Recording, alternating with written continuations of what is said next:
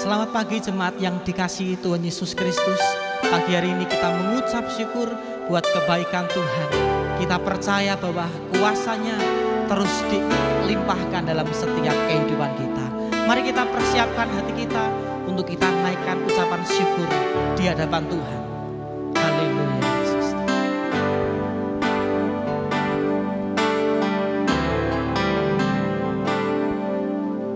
Roh Kudus hadir di sini, mengalir di lahit suci.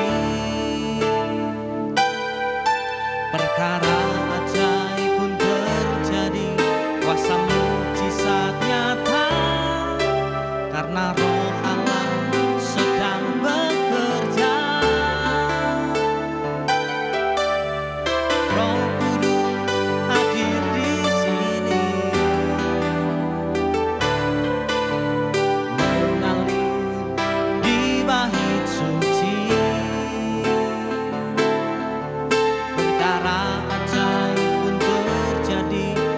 mujizat nyata, karena Roh Allah sedang bekerja. Tiada yang mustahil dan tiada yang sukar bila Roh Allah turut bekerja. Tiada yang mustahil bagi orang percaya, karena Allah turut bekerja antara kita. Roh Kudus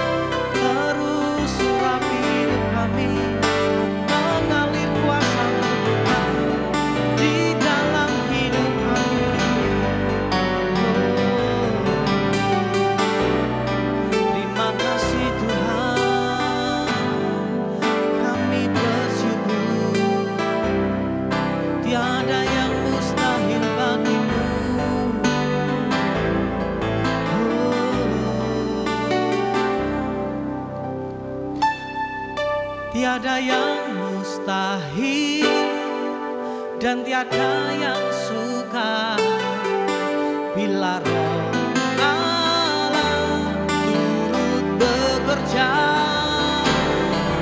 Tiada yang mustahil bagi orang percaya, karena Roh Allah turut bekerja antara kita.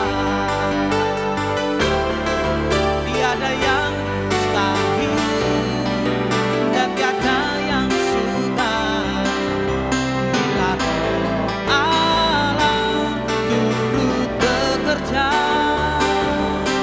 Tiada yang mustahil bagi orang percaya, karena Roh Allah turut bekerja antara kita. Karena Roh Allah turut bekerja antara kita. Karena Roh Allah turut bekerja antara kita. Kami mengucap syukur Bapa, bahwa tidak ada yang mustahil bagi setiap kami yang percaya. Dan sebentar biarlah firman-Mu akan meneguhkan dan menguatkan setiap hati kami. Urapi hamba-Mu dalam menyampaikan kebenaran-Mu Bapa. Biarlah setiap perkataan yang keluar dari mulutnya sesuai dengan kehendak-Mu Bapa. Dalam nama Yesus kami siap membuka hati kami. Haleluya. Amin. Shalom Bapak Ibu saudara sekalian dikasih Tuhan. Mari pada hari ini kita akan belajar bersama-sama mengenai firman Tuhan, dan hari ini saya akan ambil tema melayani Tuhan dengan penguasaan diri. Coba kita lihat terlebih dahulu di Galatia 5, kita akan baca dari ayatnya yang ke-22. Tetapi buah roh ialah kasih, sukacita, damai sejahtera, kesabaran, kemurahan, kebaikan, kesetiaan, kelemah lembutan, penguasaan diri. Tidak ada hukum yang menentang hal-hal itu.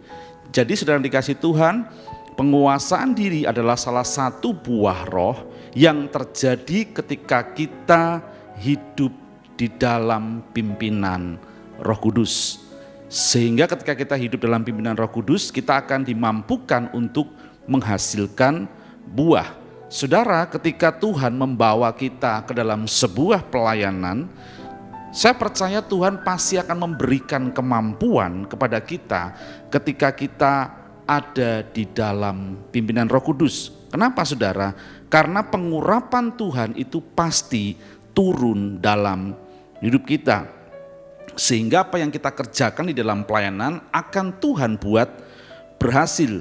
Tetapi saudara, ketika kita ada di fase ini, kita harus benar-benar menyadari keberadaan hidup kita.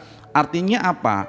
Ketika kita benar-benar menyadari bahwa segala sesuatu yang kita kerjakan itu adalah berasal daripada Roh Kudus, kita akan diberikan kemampuan untuk tetap melangkah, mengerjakan segala sesuatu yang Tuhan percayakan, bukan dengan kekuatan kita, bukan dengan kemampuan kita, bukan dengan keinginan kita. Tetapi satu hal, kita akan tetap bisa dimampukan untuk dapat berjalan melayani Tuhan dengan penguasaan diri. Karena ketika kita dikuasai oleh Roh Kudus, artinya apa?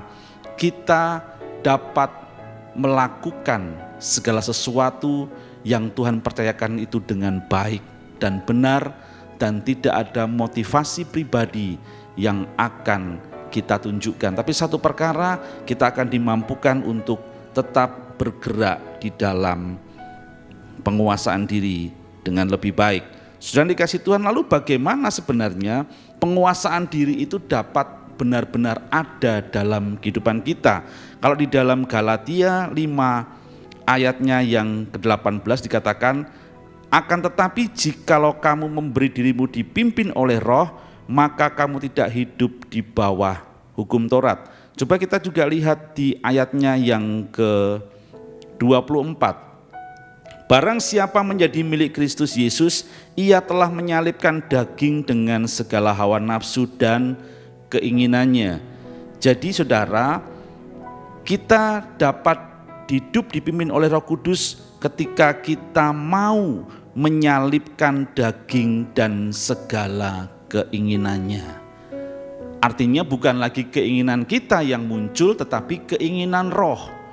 Sehingga kita benar-benar dapat dimampukan untuk dapat mengendalikan diri kita karena hidup kita dikuasai oleh Roh Kudus. Ya.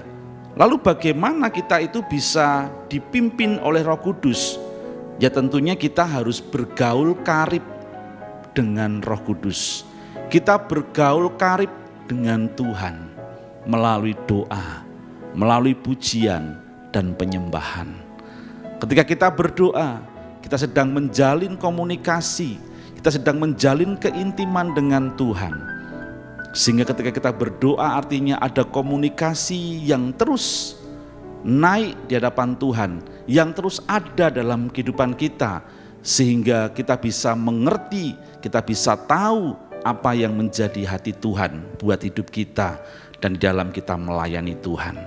Ya.